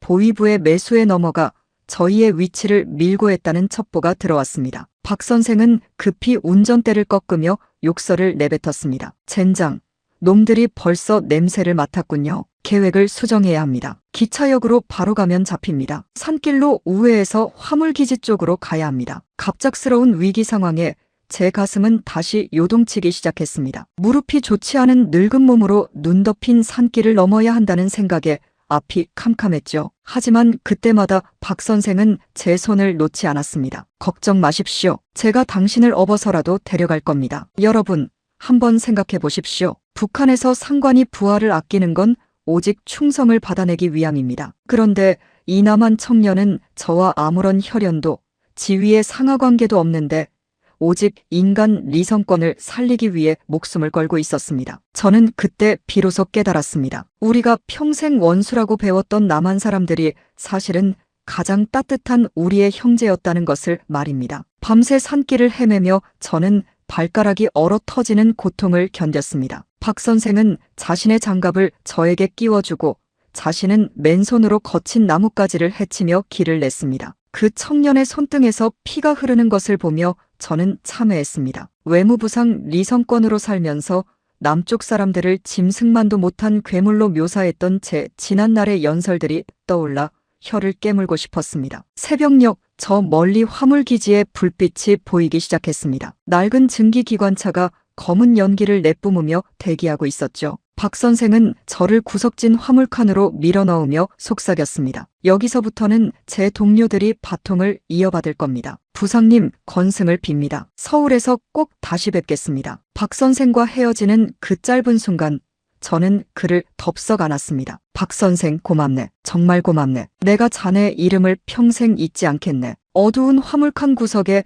몸을 웅크리고 앉아 기차가 움직이기 시작했을 때 저는 다시 혼자가 되었습니다. 하지만 이전의 혼자와는 달랐습니다. 이제 제 등 뒤에는 박 선생 같은 따뜻한 동포들이 있고 제 앞에는 제가 가야 할 명확한 길이 있었습니다. 2026년 3월의 길고 긴 밤은 그렇게 저물어가고 있었습니다. 여러분, 결심은 순간이지만 준비는 영겁의 시간 같았습니다. 저는 그 화물칸 안에서 며칠 동안 옥수수 가루로 허기를 채우며 제가 남쪽 땅에 가서 해야 할 일들을 정리했습니다. 북한 체제의 모순, 김평일 동지의 죽음에 얽힌 진실, 그리고 굶주려 죽어가는 인민들의 울음소리까지 제가 외면해왔던 그 모든 것들이 제 머릿속에서 하나의 증언록으로 정리되기 시작했습니다. 기차 바퀴가 철로를 때리는 소리가 마치 제 심장 박동 소리처럼 들렸습니다. 살아야 한다. 살아서 닿아야 한다. 저는 어둠 속에서 아내의 손때가 묻은 손수건을 꼭 쥐었습니다. 그리고 다짐했습니다. 이 여정의 끝에 있을 인천공항의 3월 봄바람을 맞을 때 저는 더 이상 북한의 간부가 아니라 한 인간으로서 당당히 서겠노라고 말입니다. 이제 곧 기차는 러시아 국경을 넘어 더 험난한 사지로 들어설 것입니다. 하지만 제 눈빛은 그 어느 때보다 형형하게 빛나고 있었습니다. 죽음을 각오한 자에게 더 이상의 두려움은 사치였으니까요. 저는 깊은 숨을 내쉬며 다가올 운명의 시간을 맞이할 준비를 마쳤습니다. 2026년 3월의 시베리아 산맥은 인간의 자비라고는 눈 씻고 찾아볼 수 없는 거대한 얼음 지옥이었습니다. 여러분, 화물기차의 차가운 바닥에서 몸을 일으켜 숲속으로 몸을 던졌을 때 제 폐부로 들이닥치는 공기는 산소가 아니라 날카로운 면도날 같았습니다. 등 뒤에서는 여전히 보위부 추격조들의 거친 군합발 소리와 눈알을 번득이는 군견들의 짖음 소리가 자작나무 숲의 정적을 갈기갈기 찢어놓고 있었지요. 리성권, 거기 서라. 어차피 내 놈이 갈 곳은 수용소 아니면 무덤뿐이다. 그들의 비릿한 목소리가 매서운 칼바람을 타고 제 귓가를 때릴 때마다 제 다리는 공포와 추위로 인해 자꾸만 엉키고 꼬여 눈바닥에 고꾸라지기 일쑤였습니다. 한참을 정신없이 앞만 보고 달리다 보니 어느덧 발밑이 푹 꺼지는 깎아지른 듯한 절벽 앞에 서게 되었습니다. 발 아래로는 얼어붙은 강줄기가 검은 아가리를 벌린 채 죽음의 입김을 내뿜고 있었고, 저 멀리 강 건너편에는 제가 그토록 갈망하던 제3국의 국경 초소가 희미한 주황색 불빛을 내뿜고 있었습니다. 하지만 그 구원의 불빛에 닿기 위해서는 이 아찔한 절벽을 타고 내려가 저 시퍼런 얼음강을 맨몸으로 건너야만 했습니다. 그때 제 뒤를 끝까지 지켜주던 남한 측 조력자 박 선생이 거친 숨을 몰아쉬며 제 팔을 으스러지도록 붙잡았습니다. 그의 어깨는 이미 추격조가 쏜 총탄에 맞았는지 선명한 핏자국이 덧입힌 외투 위로 검게 번져가고 있었습니다. 리 부상님, 제 말 똑똑히 들으세요. 저놈들이 코앞까지 들이닥쳤습니다. 저는 여기서 마지막 탄창을 비우며 저 사냥개들을 막아설 겁니다. 부상님은 한순간도 주저하지 말고 저 절벽 아래 강으로 뛰어내리세요. 그것만이 우리 둘 다 살 길입니다. 박 선생, 무슨 소린가? 자네를 이 지옥 같은 숲에 피 흘리게 혼자 두고 어찌 나만 살겠다고 간단 말인가? 차라리 내가 저놈들 앞에 당당히 나서서 단판을 짓겠네. 외무부상 리성권의 목숨을 담보로 자네만이라도 무사히 살려달라고 호통을 치겠네. 제 절박한 외침에 박 선생은 피가 섞인 침을 뱉으며 입가에 엷고도 슬픈 미소를 띄었습니다. 부상님, 당신은 이제 북한의 간부가 아닙니다. 대한민국이 간절히 기다리는 자유의 산증인입니다. 당신의 머릿속에 담긴 평양의 추악한 진실이 저놈들의 총칼보다 100배, 1000배는 더 무섭다는 걸 정녕 모르십니까? 제 희생은 결코 헛되지 않을 겁니다. 어서 가세요. 이것은 제 개인의 부탁이 아니라 당신을 기다리는 8천만 결의의 명령입니다. 박 선생은 저를 강하게 밀쳐내고는 아름드리 나무 뒤에 몸을 숨긴 채 추격해오는 보위부 요원들을 향해 권총을 발사하기 시작했습니다. 탕, 타당, 정적을 깨는 날카로운 총성이 시베리아의 숲을 울릴 때마다 제 심장도 함께 찢겨나가는 것 같았습니다. 평생 남을 부리고 호령하며 살아온 거물 간부 리성권이 이제는 자식벌 되는 청년의 목숨을 빚진 채 비겁하게 도망쳐야 하는 비참한 처지가 된 것이죠. 여러분, 이게 바로 제가 지난 세월 체제의 부역자로 살며 지은 죄에 대해 치러야 할 첫 번째 속죄였을까요? 저는 박 선생의 이름을 목 놓아 부르고 싶었지만 차마 입 밖으로 내뱉지 못한 채 눈물 섞인 신음을 삼키며 칠흑 같은 절벽 아래로 몸을 던졌습니다. 차가운 강바닥에 몸이 부딪히는 순간 온몸의 뼈가 마디마디 으스러지는 듯한 극심한 통증이 몰려왔습니다. 하지만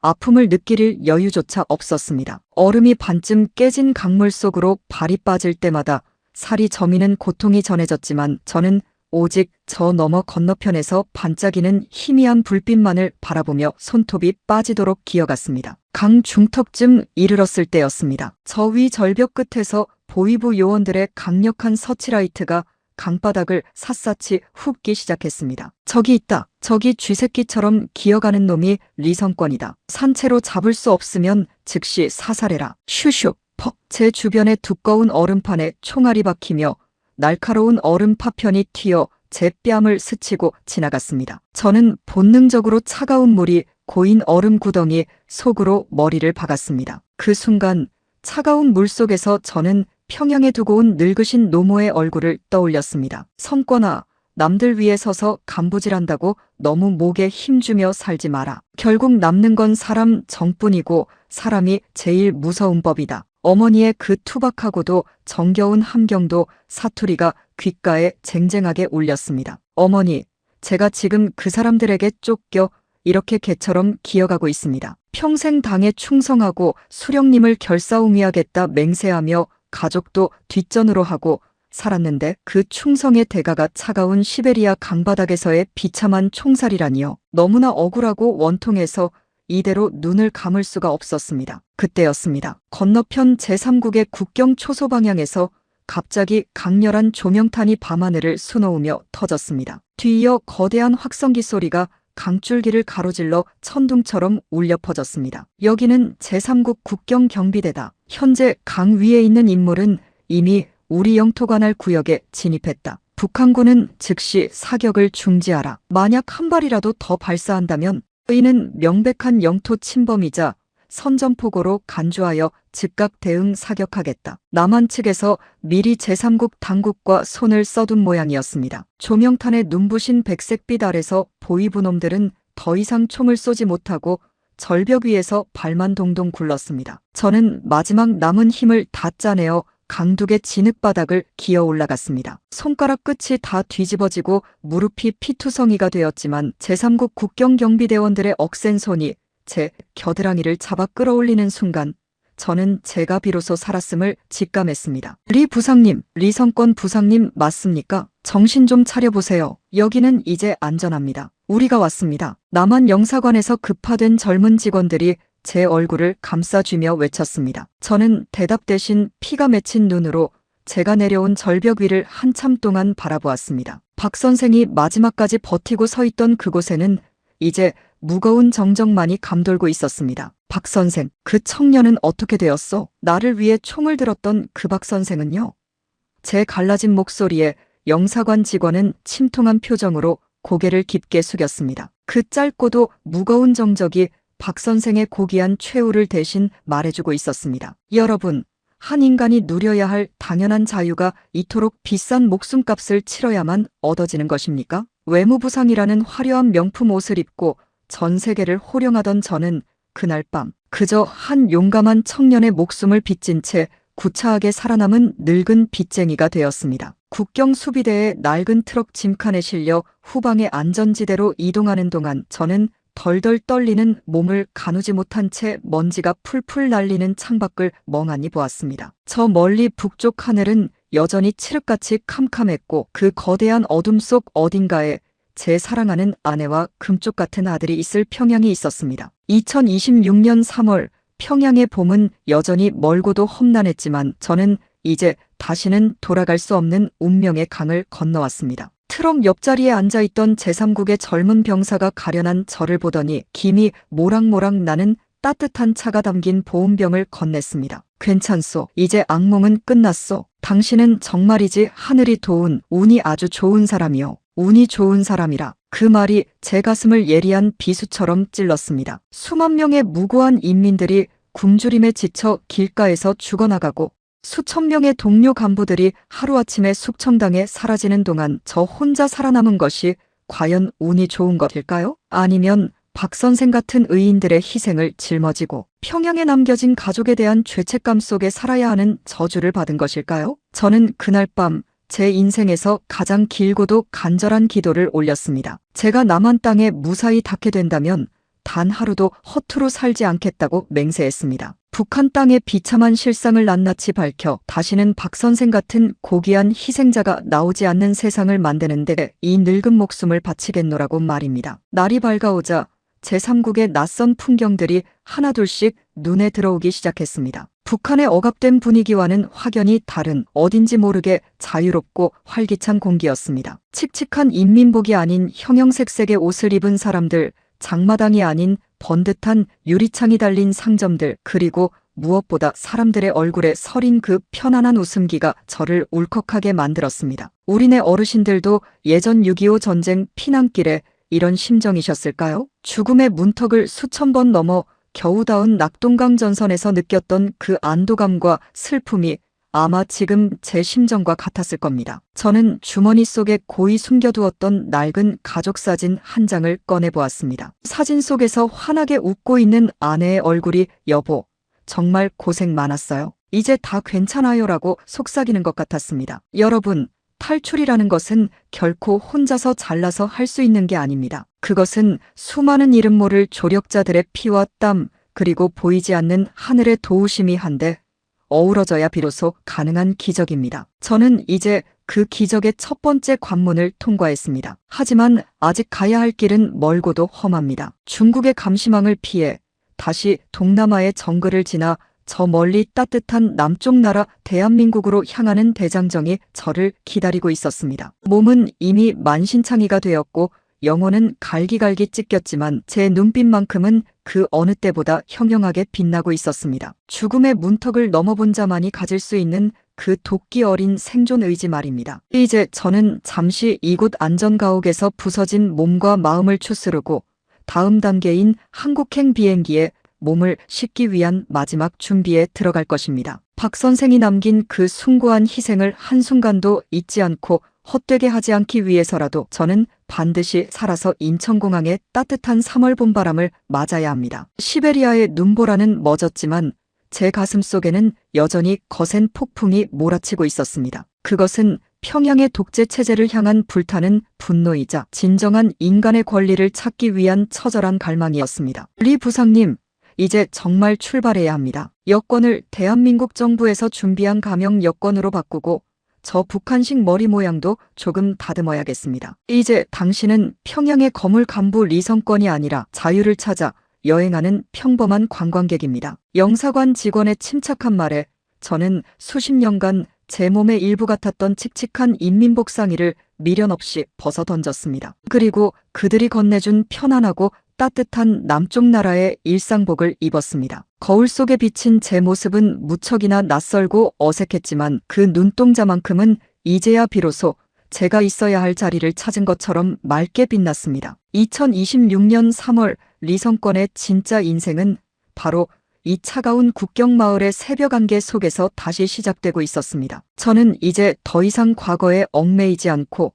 오직 미래를 향해 자유를 향해 한 걸음 더 내디딜 것입니다. 여러분, 지금 저와 함께 이 길을 걷고 계신 여러분께 묻고 싶습니다. 만약 여러분이 저였다면 그 얼어붙은 절벽 위에서 어떤 선택을 하셨겠습니까? 누군가의 희생을 딛고 일어서는 것이 과연 정당한 일일까요? 저는 평생 이 질문에 대한 답을 찾으며 살아갈 것입니다. 하지만 확실한 것은 하나 있습니다. 제가 이곳에 살아있는 이유는 단지 제가 잘나서가 아니라 제 죽음보다 제 삶이 더 가치 있다고 믿어준 수많은 사람의 정성 덕분이라는 사실입니다. 그 정성을 배신하지 않기 위해서라도 저는 끝까지 살아남아 진실을 말할 것입니다. 이제 곧 저는 하늘을 날아 그리운 동포들이 있는 그곳으로 향합니다. 그곳에서 저를 기다리고 있을 수많은 눈동자를 생각하며 저는 다시 한번 신발끈을 조여맵니다. 박 선생, 보고 있나? 내가 드디어 간다. 자네가 지켜준 이 목숨 절대로 헛되이 쓰지 않겠네. 제 혼잣말이 새벽바람에 흩어지며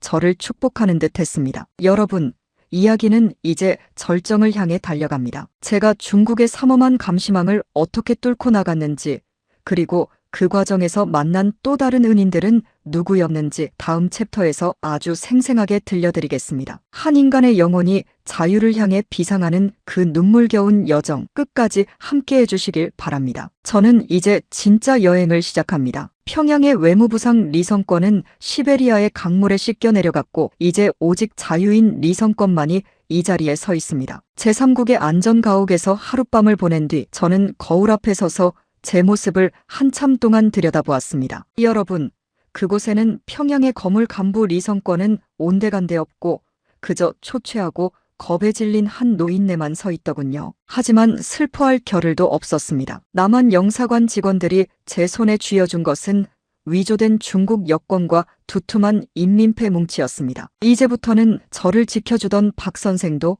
제3국의 경비대도 없습니다. 오로지 제 지혜와 운발로 중국이라는 거대한 대륙을 가로질러야 했습니다. 리 부상님, 아니 이철수 씨, 이제부터는 절대 한국말을 크게 하시면 안 됩니다. 서툰 중국어라도 섞어 쓰시고 가급적이면 입을 닫고 귀머거리 흉내를 내는 게 상책입니다. 중국 공안들이 탈북자 단속을 2026년 들어서 더 심하게 하고 있습니다. 영사관 직원의 당부에 저는 고개를 끄덕였습니다. 하지만 속으로는 내가 외무부상 노릇하며 중국을 제집 드나들 듯 했는데 이제는 공안 눈치를 보며 기어다녀야 하다니 하는 생각에 헛웃음이 났습니다. 여러분, 권력이라는 게 참으로 간사합니다. 어제는 국빈 대접을 받던 땅이 오늘은 제 목숨을 노리는 사냥터가 된 것이죠. 저는 낡은 버스에 몸을 싣고 중국 내륙을 향해 출발했습니다. 버스 안은 온통 알아듣기 힘든 중국말로 가득했습니다. 그 소음 속에서 저는 자꾸만 평양에 두고 온 아내와 아들의 얼굴이 떠올라 가슴이 미어지는 것 같았습니다. 여보, 내가 지금 임원 타국 땅에서 죄인처럼 고개를 숙이고 있어. 우리 아들놈 장가가는 것도 못 보고 이렇게 떠나와서 미안하오. 사진 속 아내는 여전히 웃고 있었지만 제 눈에는 그 웃음이 눈물로 번져 보였습니다. 우리 어르신들도 예전 피난길에 두고 온 고향집 대문을 생각하며 이런 마음이셨겠죠. 위기는 예상치 못한 곳에서 찾아왔습니다. 버스가 중국 공안의 검문소에 멈춰 섰을 때였습니다. 빳빳하게 날이 선 제복을 입은 공안들이 버스에 올라타 승객들의 신분증을 하나하나 대조하기 시작했습니다. 제 가슴은 시계추처럼 미친 듯이 뛰었습니다. 북한 보위부 놈들이 이미 중국 측에 제 인상착의를 넘겼을 것이 뻔했기 때문입니다. 공안이 제 앞까지 다가와 여권을 낚아채듯 가져갔습니다. 니스 나리런, 어디 사람이야? 공안의 날카로운 질문에 저는 미리 연습한 대로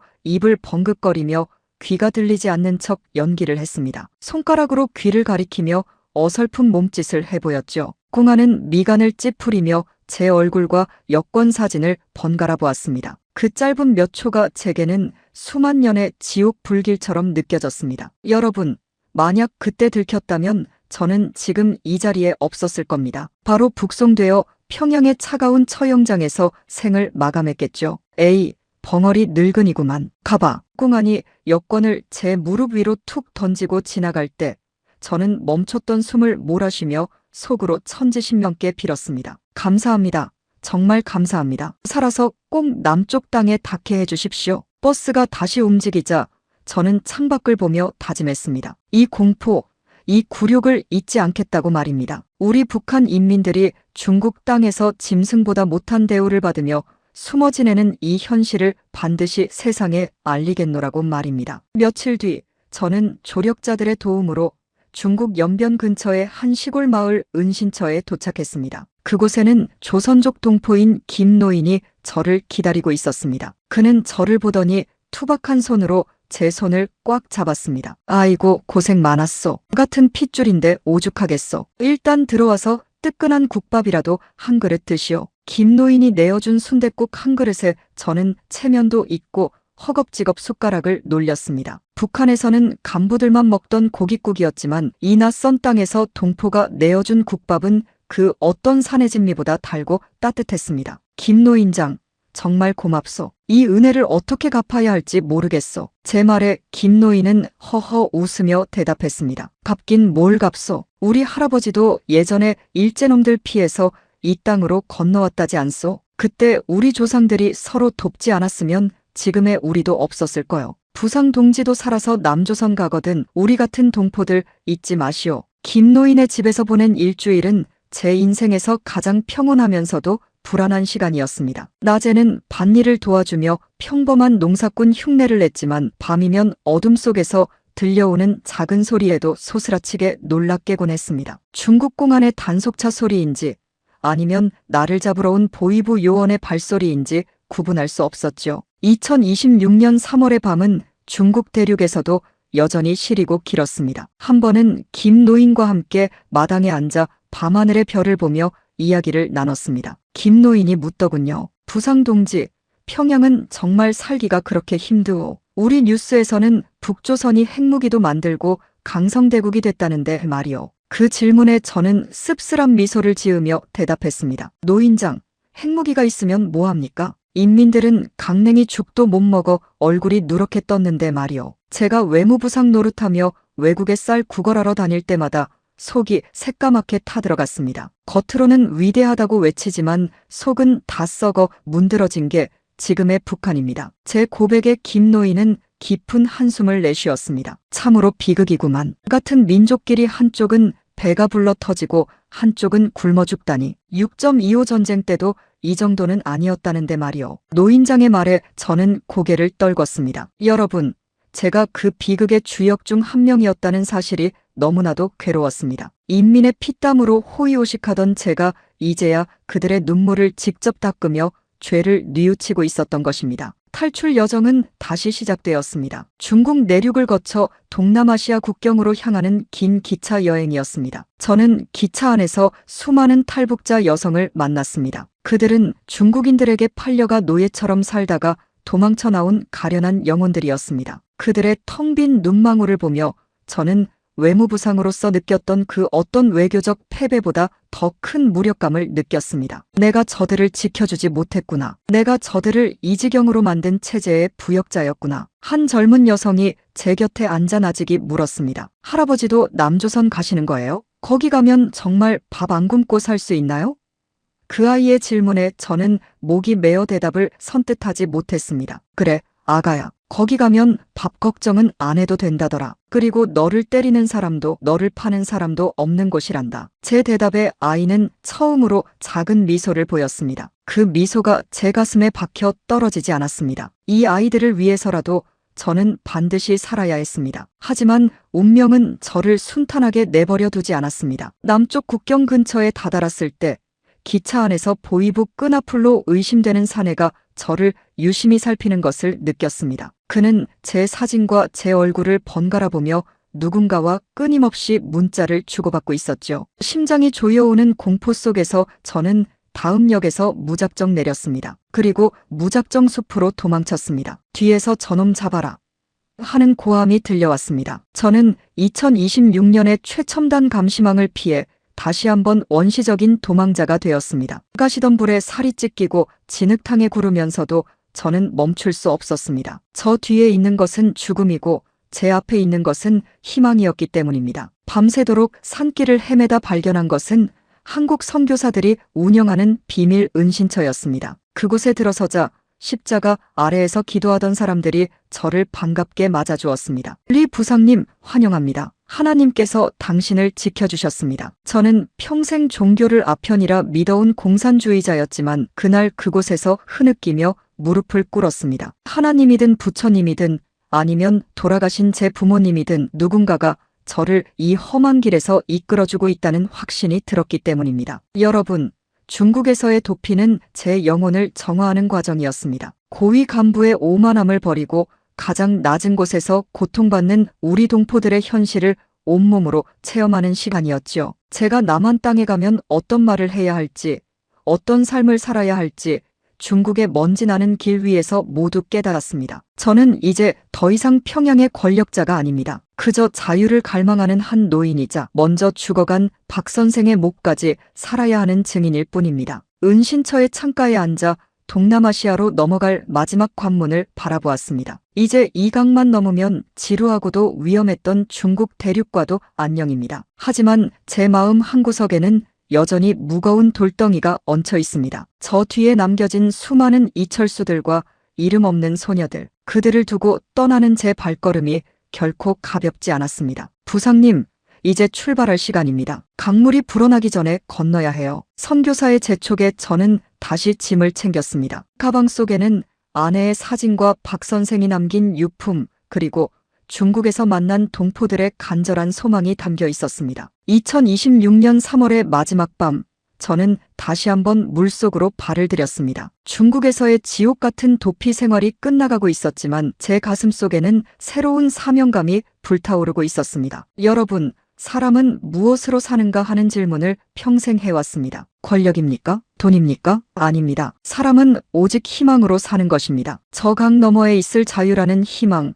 그리고 언젠가 우리 민족이 하나가 되어 통곡하며 껴안을 그날에 대한 희망 말입니다. 저는 그 희망을 품고 어두운 강물을 가르며 나아갔습니다. 과연 저는 무사히 동남아시아의 정글을 지나 대한민국 영사관의 태극기 앞에 설 수 있을까요? 제 인생의 마지막 관문이 이제 저를 기다리고 있습니다. 동남아시아의 눅눅하고 습한 정글은 시베리아의 혹독한 추위와는 또 다른 형태의 끈적한 지옥이었습니다. 여러분, 숨을 한번 들이켤 때마다 뜨거운 증기가 허파를 가득 채우는데 그 안에는 이름 모를 벌레들의 날갯짓 소리와 썩은 풀냄새가 가득했습니다. 중국 국경을 넘어 태국으로 향하는 이 길은 제가 외무부상 시절 전용차를 타고 달리던 평양의 매끄러운 포장도로와는 천지 차이였죠. 제 곁에는 중국에서부터 생사를 함께해온 젊은 탈북 여성 2명과 남한에서 파견된 노련한 현지 안내인 김 선생이 있었습니다. 우리는 서로의 젖은 옷자락을 생명줄처럼 붙잡은 채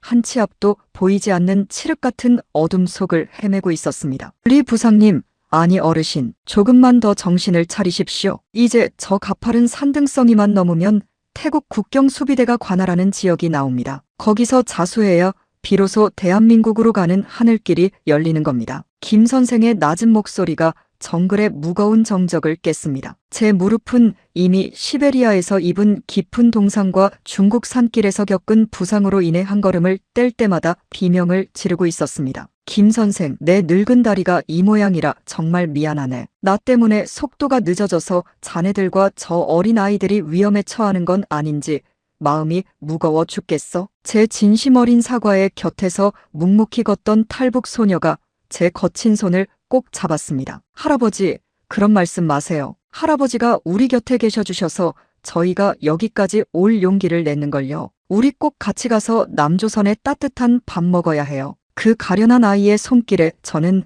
다시 한번 흐릿해지는 정신을 가다듬었습니다. 여러분, 2026년이라는 이 첨단 문명의 세상에서 한 인간의 목숨을 건 여정이 이토록 처절하고 원시적이어야 한다는 것이 믿어지십니까? 정글 속에서는 소리 없는 전쟁이 벌어지고 있었습니다. 태국 국경으로 향하는 길목마다 중국 공안과 연계된 현지 밀교역자들이 눈에 불을 켜고 저희 같은 탈북자들을 사냥하러 다니고 있었지요. 잡히면 바로 북송입니다. 북송되면 기다리는 것은 평양 보위부의 차가운 지하 감방과 무자비한 총살뿐이죠. 저는 품속에 깊숙이 숨겨두었던 낡은 성경책을 만지작거렸습니다. 평생 종교를 아편이라 부정하며 살아온 철저한 공산주의자였던 제가 이제는 누군가 절대적인 존재에게 매달리지 않고는 단 한 걸음도 뗄 수 없는 나약하고 평범한 인간이 되어 있었습니다. 갑자기 정글 저편에서 날카로운 휘파람 소리가 들려왔습니다. 모두 엎드려요. 놈들입니다. 김 선생의 다급한 외침에 우리는 축축한 진흙탕 바닥으로 몸을 던졌습니다. 거머리들이 살을 파고드는 기괴한 감촉이 느껴졌지만 신음소리조차 낼 수 없었습니다. 저 멀리서 서치라이트의 강력한 불빛이 우거진 나무 사이를 칼날처럼 훑으며 지나갔습니다. 거기 누구냐? 당장 나오지 않으면 사격하겠다. 현지어로 들려오는 그 거친 고함에 온몸의 피가 거꾸로 솟구치는 기분이었습니다. 저는 그때 평양의 집 안방에서 아내가 정성껏 차려주었던 마지막 국밥 냄새를 떠올렸습니다. 여보, 나 정말 여기서 이렇게 이름도 없이 끝나는 건가? 우리 아들 얼굴 한 번만 더 보고 싶은데. 그 절체절명의 순간 김 선생이 미리 준비해두었던 연막탄을 던지며 외쳤습니다. 지금입니다. 강 쪽으로 무조건 뛰세요. 수영해서 건너야 합니다. 우리는 죽기 살기로 강을 향해 질주했습니다. 등 뒤에서 총성이 울려 퍼지고 나뭇잎들이 사정없이 꺾여 나갔습니다. 저는 늙은 몸을 이끌고 차가운 강물 속으로 뛰어들었습니다. 우기라 그런지 물살은 생각보다 거셌고 제 몸은 자꾸만 하류로 힘없이 떠내려갔습니다. 리 부상님, 제 손을 꽉 잡으세요. 김 선생이 거센 강물 속으로 망설임 없이 뛰어들어 제 팔을 낚아챘습니다. 그의 손은 시베리아에서 저를 구해주었던 박 선생의 손처럼 뜨겁고 단단했습니다. 간신히 강을 건너 태국 땅에 발을 딛는 순간 우리는 누가 먼저랄 것도 없이 바닥에 주저앉아 엉엉 울음을 터뜨렸습니다. 살았다. 정말 우리가 살았어. 소녀들의 애처로운 흐느낌이 강바람에 흩어졌습니다. 하지만 기쁨도 잠시였습니다. 태국 경찰에게 발견되어 수용소로 압송되는 과정은 또 다른 인내의 시련이었습니다. 좁고 불결하며 악취가 진동하는 수용소 안에는 수백 명의 탈북자가 대한민국으로 향할 날만을 손꼽아 기다리며 짐승처럼 갇혀 있었습니다. 외무부상 출신인 제가 그들 사이에 섞여 낡고해진 담요 한 장을 덮고 누워있자니 권력의 무상함이 뼈저리게 사무쳤습니다. 부상 동지, 안일이 선생님, 저분들 보이십니까?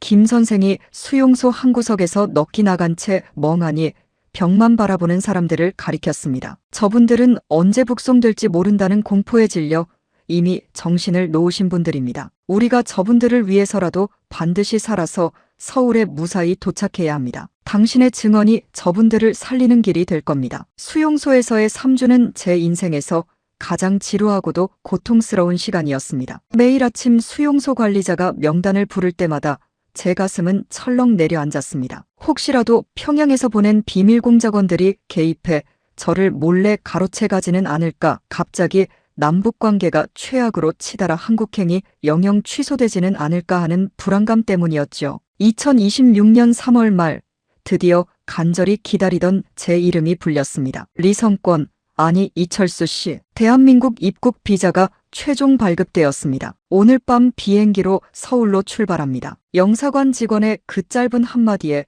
저는 수용소의 딱딱한 시멘트 바닥에 무릎을 꿇고 통곡했습니다. 여러분, 우리네 어르신들이 6.25 전쟁 때 피난 내려와서 부산 땅에 첫 발을 내디뎠을 때의 심정이 아마 이러하셨겠지요? 죽음의 문턱을 수만 번 넘나들며 겨우 얻어낸 세상에서 가장 값비싼 자유라는 이름의 비행기표였습니다. 저는 수용소에 남은 동료들과 일일이 손을 맞잡으며 눈물로 약속했습니다. 내가 먼저 가서 당신들을 맞이할 길을 닦아놓겠소. 여러분도 부디 포기하지 말고 꼭 살아서 따뜻한 남쪽 땅에서 만납시다. 공항으로 향하는 차 창밖으로 보이는 태국의 야경은 평양의 깊은 어둠과는 비교도 할 수 없이 밝고 화려했습니다. 길거리의 상점마다 넘쳐나는 물건들, 길가에서 웃음 띠며 대화하는 평범한 사람들의 얼굴. 저는 그 평화로운 풍경을 보며 제가 평생 충성해온 그 체제가 얼마나 근본부터 잘못된 것이었는지를 다시 한번 뼈저리게 느꼈습니다. 우리는 왜 저들처럼 평범하게 살지 못했는가? 왜 우리 인민들은 그저 밥 한 그릇 먹기 위해 목숨을 걸고 강을 건너야만 하는가? 자책과 분노가 가슴을 가득 채웠습니다. 인천공항으로 향하는 비행기 안에서 저는 구름 위로 찬란하게 떠오르는 태양을 보았습니다. 2026년 3월의 마지막 날들이 그렇게 지나가고 있었습니다. 제 주머니 속에는 박 선생이 남긴 유품과 아내의 낡은 사진, 그리고 중국과 동남아를 거치며 만난 수많은 동포의 피눈물이 고스란히 담겨 있었습니다. 비행기가 고도를 높일수록 제 마음속의 무거운 응어리도 조금씩 풀리는 것 같았습니다. 이제 정말 대한민국으로 가는구나. 우리 조상님들이 그토록 지키고 싶어 했던 그 진정한 자유의 땅으로. 하지만 한편으로는 두려움도 적지 않게 앞섰습니다. 말투도 다르고 문화도 완전히 달라진 그 낯선 땅에서 제가 늙은 몸으로 무엇을 할 수 있을지, 남쪽 사람들이 저 같은 고위 간부 출신을 과연 따뜻하게 환영해 줄지 걱정이 되었죠. 그때 김 선생이 제 떨리는 손을 따뜻하게 덮으며 말했습니다. 리 선생님, 너무 걱정하지 마세요. 대한민국은 당신의 잃어버린 고향입니다. 비록 60년 넘게 떨어져 있었지만 우리는 같은 피를 나누고 같은 말을 쓰는 형제 아닙니까? 가서 고향의 맛이 나는 맛있는 밥 한 그릇 드시고 푹 쉬십시오. 이제부터는 저희가 당신을 지키겠습니다. 여러분, 제가 겪어보니 자유라는 것은 결코 거창한 구호가 아닙니다. 내가 가고 싶은 곳에 자유롭게 가고 먹고 싶은 것을 마음 편히 먹으며 내 사랑하는 가족의 안전을 매 순간 걱정하지 않아도 되는 지극히 평범하고도 소중한 일상입니다. 저는 그 평범한 기적을 얻기 위해 시베리아의 혹독한 눈보라와 중국의 삼엄한 검문소, 그리고 동남아의 깊은 정글을 지나 여기까지 왔습니다. 비행기 바퀴가 인천 활주로에 닿는 그 묵직한 진동이 온몸으로 느껴질 때 저는 눈을 감고 간절히 기도했습니다. 박 선생, 보고 있나? 내가 드디어 자네가 말하던 그 한국 땅에 도착했네. 자네가 목숨 바쳐 지켜준 이 늙은 목숨, 이제 정말 북한 동포들을 위해 값지게 써보겠네. 2026년 3월 리성권의 고통스러웠던 삼천리 여정은 이제 마지막 관문을 향해 가고 있었습니다. 인천공항의 차가운 대리석 바닥에 첫 발을 내딛는 그 순간 저는 비로소 제가 더 이상 노예가 아닌 자유로운 인간이 되었음을 온몸으로 실감할 것입니다. 제 인생에서 가장 길고도 험난했던 챕터 7이 이제 막을 내리고 있었습니다. 이제 곧 태극기가 당당히 휘날리는 그곳에서 저는 새로운 인생의 첫 페이지를 눈물로 넘기게 될 것입니다. 여러분, 사람이 살면서 겪는 수많은 고난 중에 가족과 생이별하고 자신의 목숨줄을 도마 위에 놓아야 하는 고통보다 더 큰 것이 어디 있겠습니까? 하지만 그 모진 고통의 터널 끝에 만난 자유는 세상 그 무엇보다 달콤하고 소중합니다. 제가 건너온 이 사선의 기록들이 오늘을 살아가는 여러분께는 우리가 누리는 자유가 얼마나 큰 축복인지를 일깨우는 작은 울림이 되기를 간절히 바랍니다. 저는 이제 비행기 문을 열고 한 걸음 나아갑니다. 저를 기다리고 있을 대한민국의 따스한 3월 봄바람을 맞으러 말입니다. 여보, 나 드디어 왔어. 우리 아들, 아버지가 드디어 자유를 찾았단다. 제 마음속 외침이 인천공항의 드넓은 활주로에 울려 퍼지는 듯 했습니다. 2026년 3월의 마지막 날, 인천국제공항의 육중한 비행기 바퀴가 활주로에 닿으며 내는 둔탁한 마찰음이 들리는 순간 제 심장은 마치 가슴 밖으로 튀어나올 듯이 요동치기 시작했습니다. 여러분, 비행기 문이 열리고 트랩을 내려와 대한민국 땅에 첫 발을 내디뎠던 그 찰나의 순간을 제가 어찌 말로 다 설명할 수 있겠습니까? 시베리아의 혹독한 눈보라와 중국의 삼엄한 감시, 그리고 동남아시아의 습한 정글을 지나온 제 낡고 해진 신발 바닥에 닿은 인천공항의 대리석은 차가웠지만 그곳을 타고 올라오는 기운은 제 평생 단 한 번도 느껴보지 못한 따스하고 부드러운 자유의 기운이었습니다. 저는 공항 바닥에 그대로 엎드려 흙먼지라도 묻어있을 그 땅에 입을 맞추고 싶었습니다. 살았다. 드디어 내가 사람을 사람으로 대접하는 진짜 땅에 도착했구나 하는 안도감에 다리가 풀려 한참을 주저앉아 꺽꺽거리며 울었습니다. 공항에서 저를 맞이하러 나온 검찰과 국정원 직원들의 모습은 제 예상과는 사뭇 달랐습니다. 저는 평양에서 보았던 보위부 요원들처럼 서슬 퍼런 눈빛으로 저를 취조할 줄 알았는데 그들은 오히려 걱정스러운 표정으로 제 건강 상태부터 챙기더군요. 그들은 저를 리 부상동지라는 딱딱한 직함 대신 리성권 씨라고 불렀습니다. 처음에는 그 호칭이 너무나 낯설고 어색해서 어쩔 줄 몰랐지만 들으면 들을수록 제 이름 석자 뒤에 붙은 씨라는 글자가 저를 한 명의 독립된 존엄한 인간으로 대접해주는 것 같아 콧날이 시큼해졌습니다. 북한에서는 오직 수령님 한 분의 영광을 위한 소모품이나 부속품으로 살았는데 이곳에서는 비로소 제 인생의 진짜 주인으로 인정받는 기분이었습니다. 하나원에서의 정착 교육 과정은 저에게 매일매일이 경이로움과 처절한 참회의 연속이었습니다. 여러분, 편의점에 처음 들렀을 때 제가 받았던 그 문화적 충격을 잊을 수 없습니다. 24시간 내내 대낮처럼 환하게 불이 켜진 그 작은 가게 안에 전 세계에서 온갖 물건이 빈틈없이 가득 차 있는 것을 보고 저는 한참 동안 망연자실하게 서 있었습니다. 평양에서도 가장 잘 나간다는 백화점조차 이런 풍요로움은 보지 못했어. 우리 인민들은 강냉이 한 대를 구하려고 온종일 장마당을 헤매며 피눈물을 흘리는데 여기는 물건이 넘쳐나서 유통기한이 지났다고 버릴 정도라니. 대형마트 선반에 산더미처럼 가득 쌓인 하얀 쌀 포대들을 보며 저는 평양에 두고 온 아내와 지금 이 순간에도 굶주리고 있을 우리 북한 동포들이 생각나 목이 메어 밥을 삼킬 수가 없었습니다. 여보, 여기가 정말 우리가 꿈꾸던 낙원이었어. 우리가 평생 받아온 교육은 전부 새빨간 거짓말이었어. 저는 밤마다 나만의 텔레비전 뉴스를 보며 우리 민족이 이룩한 이 눈부신 발전에 경탄했고 동시에 그런 진실을 가로막고 인민을 억압해온 체제의 핵심 부역자였던 제 과거를 뼈저리게 반성하며 밤잠을 설쳤습니다. 대한민국에서의 일상은 저에게 소소하지만 거대한 기적들을 매 순간 선물했습니다. 길거리에서 젊은이들이 스마트폰이라는 작은 기계를 손에 들고 전 세계와 자유롭게 소통하는 모습, 동네 공원에서 어르신들이 장기를 두며 정부를 비판하고 세상 돌아가는 이야기를 아무런 거리낌 없이 나누는 모습, 북한에서는 상상조차 할 수 없는, 아니 상상하는 것조차 범죄가 되는 일들이 이곳에서는 공기처럼 당연하고 자연스러운 것이었습니다. 제가 만난 나만의 평범한 이웃들은 제 서툰 말투를 듣고는 북쪽에서 오셨나 봐요. 멀리 오느라 고생 참 많으셨겠네라며 따뜻한 김이 모락모락 나는 국밥 한 그릇을 선뜻 내어주기도 했습니다. 우리 어르신들이 예전 전쟁 후에 서로를 보듬으며 사셨던 그 끈끈한 인심과 정이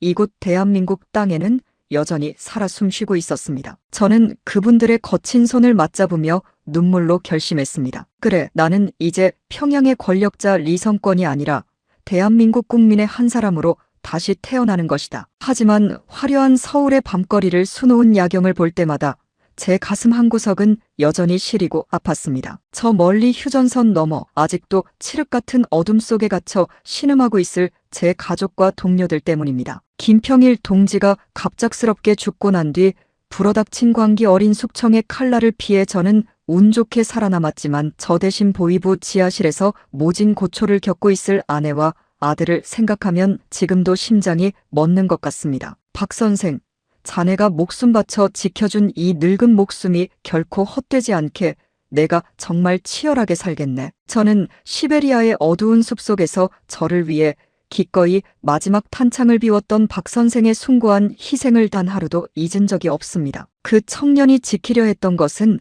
단순히 리성권이라는 늙은 간부의 생명이 아니라 우리 민족의 끊어진 허리를 다시 잇고 가려진 진실을 세상에 밝힐 신락 같은 희망이었음을 이제는 빳빳하게 깨달았습니다. 2026년 3월의 기적 같은 탈출 이후 저는 이제 대한민국에서 새로운 사명을 가지고 제2의 인생을 살아가고 있습니다. 저는 강연장에 나가 남쪽의 젊은이들에게 목청 높여 말합니다. 여러분이 지금 누리는 이 공기 같은 자유가 결코 거저 주어진 공짜가 아닙니다. 저 북쪽 땅에는 아직도 이 자유라는 두 글자를 꿈꾸다 소리 소문 없이 차가운 땅속으로 사라지는 수많은 가련한 영혼들이 있습니다. 또한 저는 북한에 남겨진 옛 동료들과 간부들에게도 라디오 방송을 통해 외칩니다. 더 이상 그 위선적이고 거짓된 우상 뒤에 숨어 인민을 기만하지 마시오. 인민의 가슴에 맺힌 눈물은 언젠가 거대한 파도가 되어 당신들의 성벽을 무너뜨릴 것이오. 이제라도 늦지 않았으니 인간의 길로 나오시오. 제가 겪은 이 사선의 기록은 단순히 저 개인의 탈출기가 아니라 우리 민족이 반드시 가야 할 통일의 길을 비추는 작은 등불이 되기를 저는 정말 간절히 소망합니다. 어느덧 3월이 가고 따뜻한 4월의 화사한 봄꽃이 서울 시내를 가득 덮기 시작했습니다. 서울의 남산 아래 흐드러지게 핀 노란 개나리와 분홍빛 진달래를 보며 저는 평양 모란봉의 봄 풍경을 떠올립니다. 비록 지금은 가고 싶어도 갈 수 없는 땅이지만 저는 확신합니다. 우리가 이 자유의 소중함을 한시도 잊지 않고 서로를 형제처럼 보듬으며 살아간다면 머지않은 미래의 대동강가에서도 남과 북의 어르신들이 함께 모여 시원한 평양냉면 육수를 나누며 웃음꽃을 피울 날이 반드시 올 것이라고 말입니다. 어머니, 제가 약속했습니다. 우리 세대에는 반드시 통일된 강산에서 다시 만나자고요. 그 약속 지키기 위해 저 죽지 않고 살아왔습니다. 여러분, 제가 시베리아의 그 혹독한 눈보라와 죽음의 공포를 뚫고 여기까지 올 수 있었던 근원적인 힘은 무엇이었을까요? 그것은 바로 살아야 한다는 원초적인 의지보다 더 강렬한 내 사랑하는 자식들에게는 절대로 이런 비참한 지옥을 물려주지 않겠다는 부모의 처절한 마음이었습니다. 그리고 이름도 모르고 얼굴도 모르던 저를 위해 기꺼이 목숨을 걸어준 남한 형제들의 아가페적인 사랑이었습니다. 저는 이제 대한민국 국민의 한 사람으로서 제가 받은 이 거대한 사랑의 빚을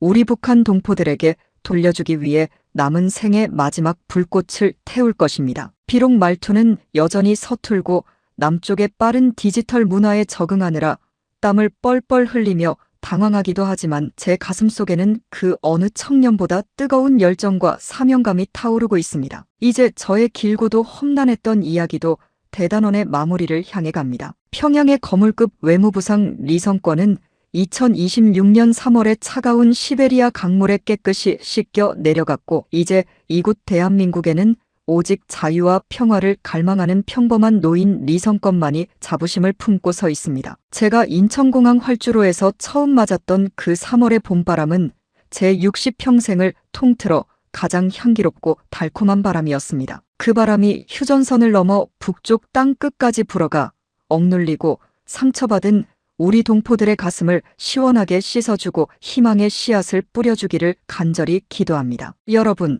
제 부족한 이야기를 끝까지 경청해 주셔서 정말 고맙습니다. 우리 모두 우리가 누리는 자유의 소중함을 잊지 말고 언젠가 반드시 찾아올 그 찬란한 통일의 아침을 함께 기도로 준비합시다. 저는 오늘도 남산타워 근처에 올라 멀리 북쪽 하늘을 바라보며 나직이 의졸입니다. 여보, 아들아, 조금만 더 견뎌다오. 아버지가 반드시 너희를 데리러 가겠다. 우리 다시 만나서 남쪽에 따뜻한 밥 함께 먹자꾸나. 제 눈가에 맺혀 흐르는 뜨거운 눈물은 이제 더 이상 절망이나 슬픔의 눈물이 아닙니다. 그것은 반드시 이루어질 것이라는 굳은 믿음의 눈물이며 통일의 그날을 향한 약속의 증표입니다. 대한민국, 저를 따뜻하게 품어준 이 고맙고 위대한 땅에서 저는 진정한 인간으로서의 첫 번째 봄을 만끽하고 있습니다. 여러분, 우리 모두 행복합시다. 그리고 끝까지 자유로웁시다. 그것이 우리가 이 땅에 태어난 진짜 이유이자 가치입니다. 제 이야기를 들어주신 모든 분께 다시 한번 머리 숙여 깊은 감사를 드립니다. 고맙습니다. 정말 고맙습니다. 여러분, 마지막으로 당부드리고 싶습니다. 제가 겪은 이 고통이 다시는 우리 후손들에게 반복되지 않도록 우리가 깨어 있어야 합니다. 북쪽에서 들려오는 저 비명에 우리가 귀를 닫지 말아야 합니다. 제가 남은 여생을 바쳐 하고 싶은 일은 바로 그들의 목소리가 되는 것입니다. 이곳 남쪽의 따뜻한 햇살 아래서 저는 매일 아침 결심합니다. 박 선생의 희생이 헛되지 않게, 그리고 저를 위해 길을 열어준 수많은 은인의 정성이 부끄럽지 않게 살겠노라고 말입니다. 이제 저는 한 명의 시민으로서, 남편으로서, 그리고 아버지로서 다시 시작합니다. 3월의 봄바람이 제 뺨을 스치며 잘 왔다, 정말 잘 왔다고 위로해줍니다. 그 위로를 품고 저는 내일의 해를 맞이하겠습니다. 여러분의 가정에 늘 평화와 행복이 깃들기를 간절히 축원합니다. 안녕히 계십시오.